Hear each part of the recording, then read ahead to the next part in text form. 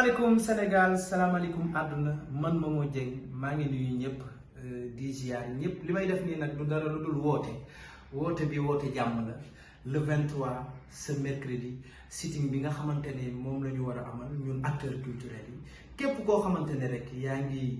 yëngu ci art képp koo xamante ne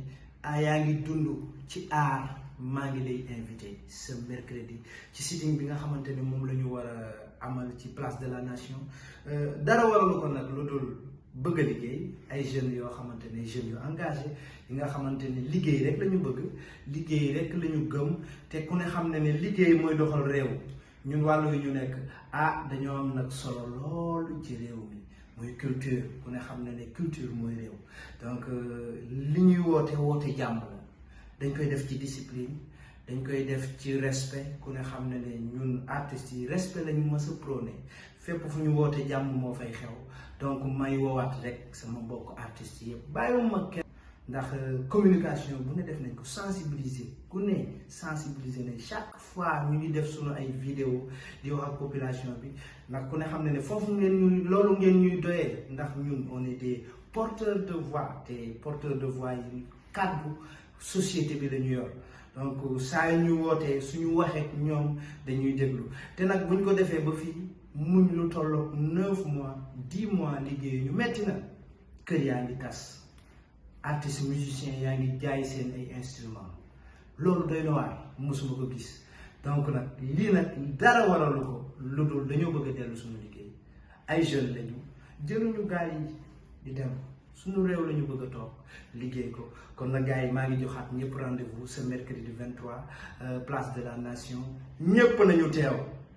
képp koo xamante ne rek yaa ngi yëngu ci musique yaa ngi bëgg musique yaa ngi koy dundee dama bëgg nga teew ce mercredi 23 place de la nation ñu def sitting bi ci respect ci jàmm wasalaam.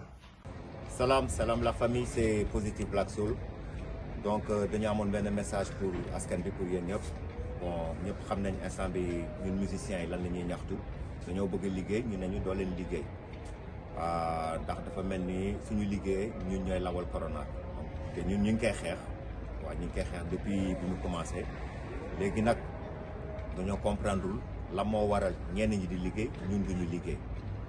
secteur culturel fi mu nekk nii dafa mel ni lu ñu xoj ni ci sonn nañ ni ci dañoo bëgg liggéey maajaaluñu ñaanuñu kenn dañoo bëgg a def suñu liggéey ñu tere ñu ko def léegi nag waxtaan nañ ak autorité yi benn bu ñaar ba léegi nanguñu ki bon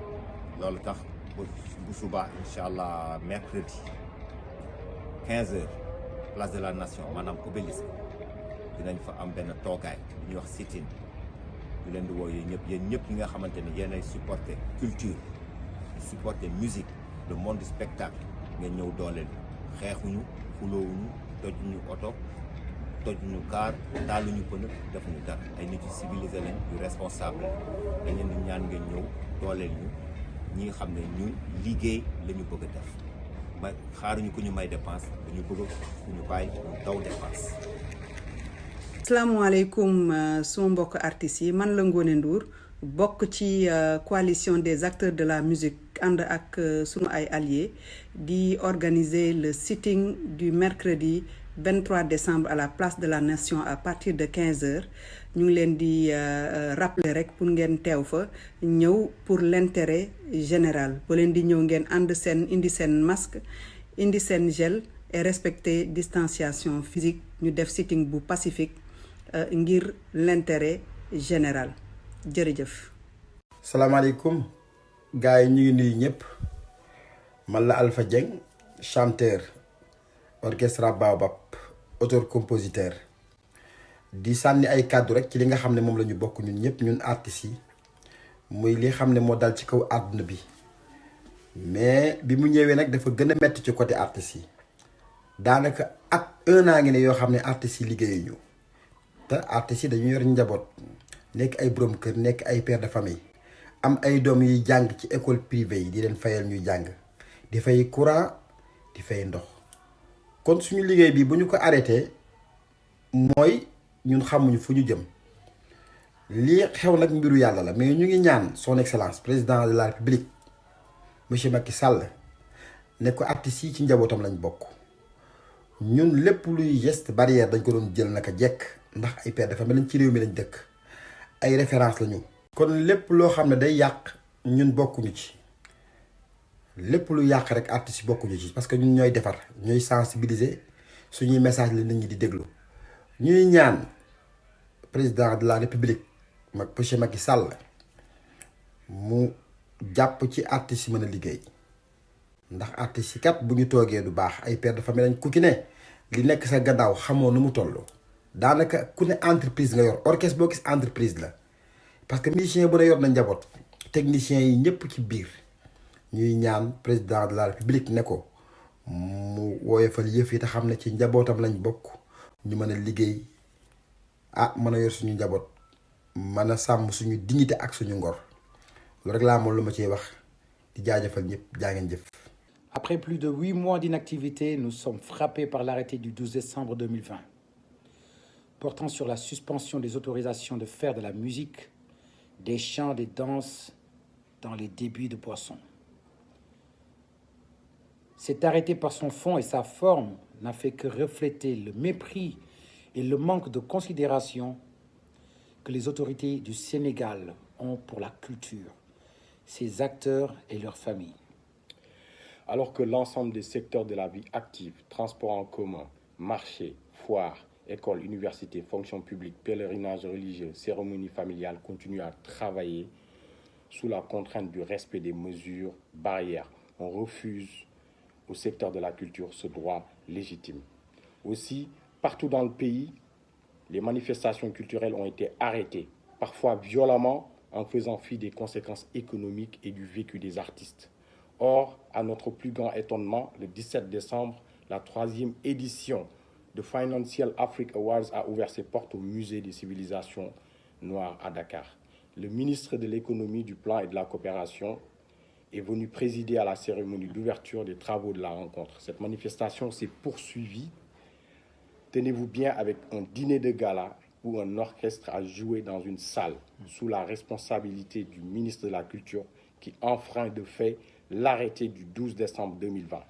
Une semaine auparavant, l'événement Raya, qui récompense des artistes, est organisé dans le même espace et ça a été interdit. C'est donc aujourd'hui l'autorité qui enfreint son propre arrêté. Nous considérons donc que tous les arguments que les ministres de la Culture et de l'Intérieur nous ont servi lors des longues discussions et négociations que nous avons eues avec eux le 15 et 16 décembre pour ensemble envisager des conditions par lesquelles une reprise du travail pourrait être faite ne sont qu'argutis. Trop, c'est trop. Ndongo dit. Trop, c'est trop. Fada Freddy,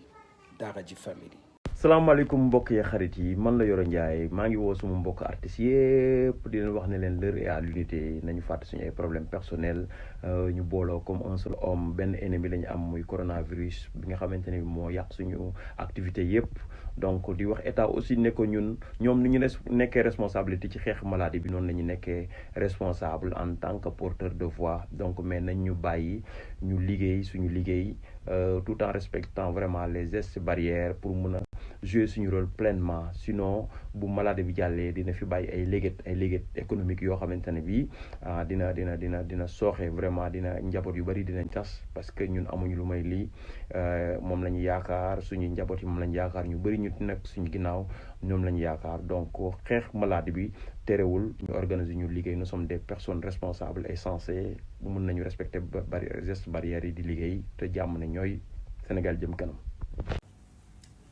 bëgg liggéey dama bëgg liggéey ndax njaboot yee man samay doom man de lañu yaakaar waaw artiste amul lu dul liggéeyam ak dignitéem ñu ngi leen di ñaan ngeen woyofal ñu pour ñu mën a dellu liggéey suñu liggéey ndax garder suñu dignité mooy suñu waree fépp fu réew mi soxla artiste dafay taxaw kon ñoo soxla ñu ngi leen di ñaan ngeen taxawu artistes yi ndaxte sonn nañu fa sonn yam wasalaam. asalaamaaleykum Sénégal asalaamaaleykum la diaspora asalaamaaleykum àdduna je pense que lu yëngu lu nekk la ko yëngal moo ko ëpp doole. On ne peut pas comprendre au jour d'aujourd'hui tout le monde travaille sauf les musiciens et je vais vous dire c'est la première fois dans l'histoire du Sénégal que des acteurs culturels ni dañuy jóg pour dem def sitting par rapport ak xaj na tere bu ñu tere suñu liggéey te ñu nekk ay responsable de famille mu metti lool pendant 10 mois liggéey ñu c'est pas évident pour un responsable de famille. Ce n'est ni une question de clan ni une question de mouvement mais c'est une question d'intérêt général.